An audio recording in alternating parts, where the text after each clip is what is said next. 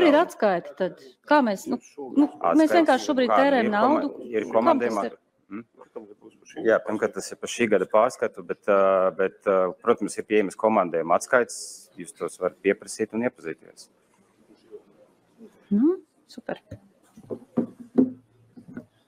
Vārds deputātam Rudolfam Brēmanim, lūdzu. Sakiet, lūdzu, kāds jums ir kopējais gada budžets? Jūs aģentūra? Kopējais budžets? Jā, gadā. Virs 4 miljardiem. Cik? 4,3 virs 4 miljardiem. 4,3 miljoni. Labi. Kas ir Juris Piziks?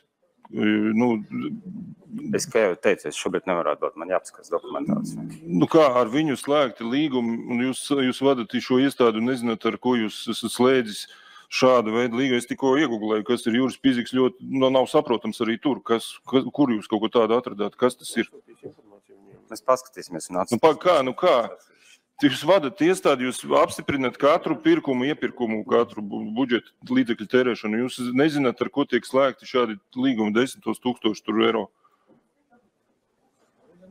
Jūs saprot, mēs Imants kultūras centra direktors, kuram 3000 eiro alga nezināja šo. Jums ir 6000 eiro alga mēnesī tiek maksāta vismaz 23. gadā, tagad ir vairāk droši vien. Par šādu algu, par 6000 eiro mēnesī jūs nezināt, kas notiek jūsu cik 29, 31 cilvēku aģentūriņā. Struktūra vienībā Rīgas domas. Kas te notiek tagad atkal? Mums tikko bija Imants kultūras centra direktors, jūs nezināja budžetu, jūs zināt budžetu, paldies Dievam, jūsu iestādē, bet jūs nezināt, kā tiek viņi tērēti. Tad sevišķi gatavojoties uz gada pārskatu, nākot uz Rīgu, jūs, paldies Dievam, atnācāt, pirms tam gribējāt Zoomā vispār. Un kas te notiek atkal mums? Kā šāda vadība Rīgas domas aģentūrām?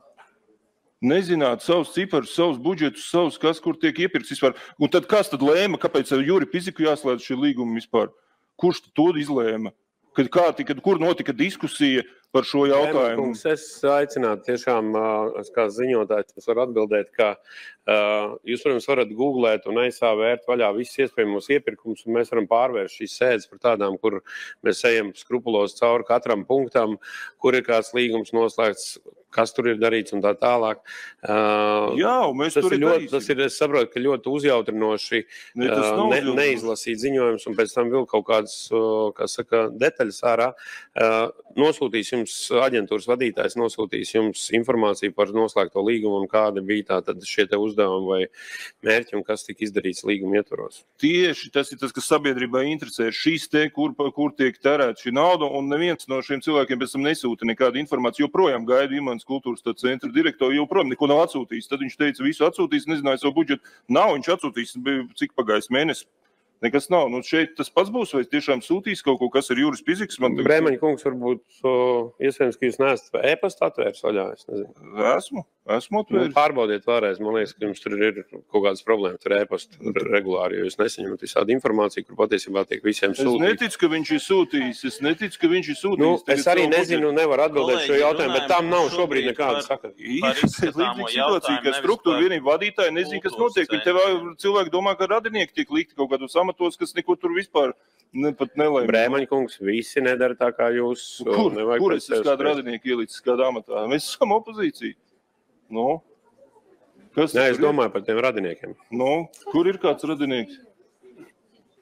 Brēmaņa kungs, būs vēl. Pagaidām, paldies. Paldies. Vārds deputātam Jačslavam Stepaņenko, lūdzu.